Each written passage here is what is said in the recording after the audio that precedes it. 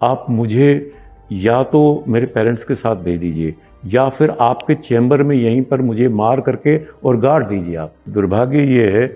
कि वहाँ पर उनको एक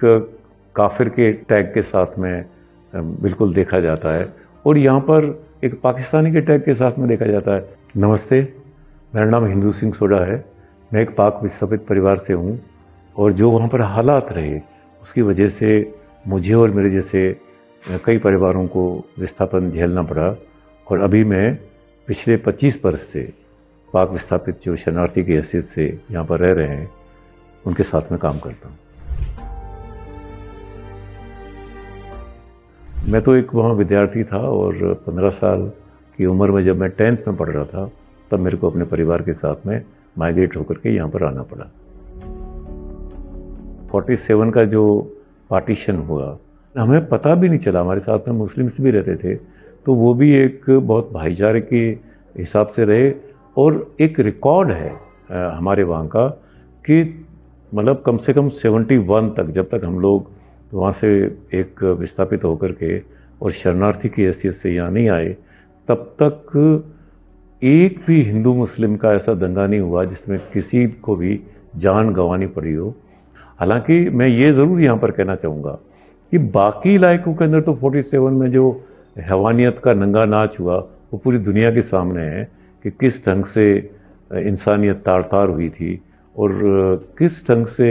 लोगों ने उस सदी का सबसे बड़ा माइग्रेशन झेला था, लेकिन उससे मेरा इलाका वंचित रहा। फिर मेरा जो परिवार है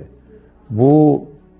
10 महीना पहले, मतलब दिसंबर में वॉर शुरू हुआ है 71 में और फरवरी 71 में मेरा परिवार आ गया था। देखिए मेरा परिवार, क्योंकि हमारे सब रिश्ते जो हैं, क्योंकि हम सोडा क्लान से हैं तो सोडास के सब, क्योंकि वो गोत्र का रहता है तो सब बच्चे और बच्चियां सबकी शादियां यहाँ होती है तो उस वजह से तैयारी इतनी थी कि खाली जो वहाँ महिलाएं थी उनको अपने पीहर जाना था तो वो उस ढंग से आई। लेकिन जब हम लोग माइग्रेट करके, मेन फोक जो था खास करके वो जब माइग्रेट करके आया तो वो एक मतलब एक रात का ओवरनाइट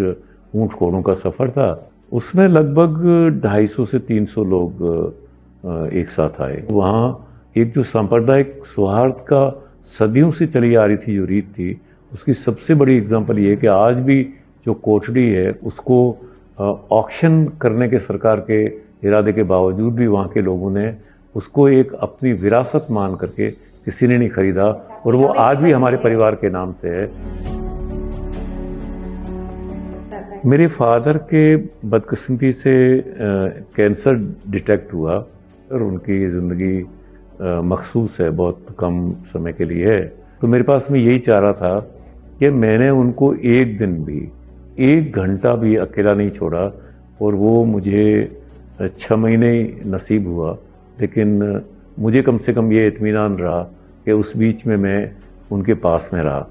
तो फादर ने मुझसे कहा कि तुम इन लोगों के साथ में काम क्यों नहीं करते, और मैंने उनसे वादा किया कि आप जैसे ठीक हो जाएंगे मैं इन लोगों के साथ में काम करूँगा। वो ठीक तो नहीं हो पाए और उसके बाद में एक सिलसिला चला मेरे परिवार के अंदर। मेरी मदर भी उसके 2 साल बाद में उनका भी स्वर्गवास हो गया, भाई का उसके बाद में हुआ। तो मैं कुछ दिन इस तमाम चीज़ों से दूर जाकर के एकांत में कहीं रहा, लेकिन मैं वापस लौटा तो मेरे को फादर का वो वादा याद था कि मैं इन लोगों के लिए काम करूँगा, क्योंकि तब तक भी इन लोगों के साथ में कोई किसी ने काम शुरू किया नहीं था और मैंने कायदे से इन लोगों के साथ में काम करना शुरू किया।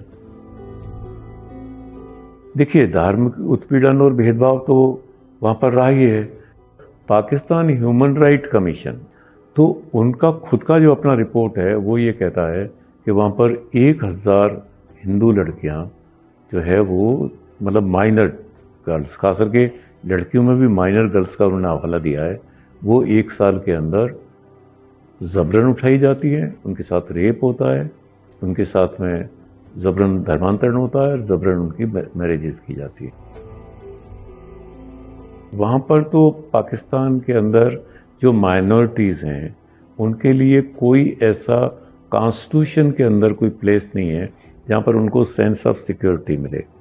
तो इसलिए वो जब यहाँ आते हैं और यहाँ पर भी एक लीगल फ्रेमवर्क और एक जो फ्रेंडली रिजिम है वो जब नहीं मिलता है तो वो कितने निराश होते हैं। उसमें देचू का केस जो है जहाँ पर 11 विस्थापित परिवार के लोग जब सुसाइड कमिट करते हैं और उसमें जो एक जिसने सुसाइड कमिट किया उनकी एक पढ़ी लिखी लड़की लक्ष्मी, जिसका के डायरी और जो एक ऑडियो है वो इस बात का गवाह है कि किस ढंग से उनको जलालत भुगतनी पड़ी। रिंकल कुमारी का केस तो शायद अपने आप में इसलिए एग्जांपल है, आप अंदाज लगाएं जब लास्ट स्टेटमेंट सुप्रीम कोर्ट में जब जज ने कहा कि आपको शेल्टर होम भेज रहे हैं, तब उसने कहा कि जज साहब आप मुझे या तो मेरे पेरेंट्स के साथ भेज दीजिए या फिर आपके चैम्बर में यहीं पर मुझे मार करके और गाड़ दीजिए आप, लेकिन मैं नहीं जाना चाहती वहाँ पर शेल्टर होम में, मुझे पर टॉर्चर किया जाता है। और जब ऐसे हादसे सुनते हैं तो कुछ लोग वापस जाने को भी मजबूर होते हैं कि चलो कम से कम परिवार के साथ तो जाकर रहेंगे। तो ये बहुत भयावह स्थिति है। दुर्भाग्य ये है कि वहाँ पर जैसे उनको एक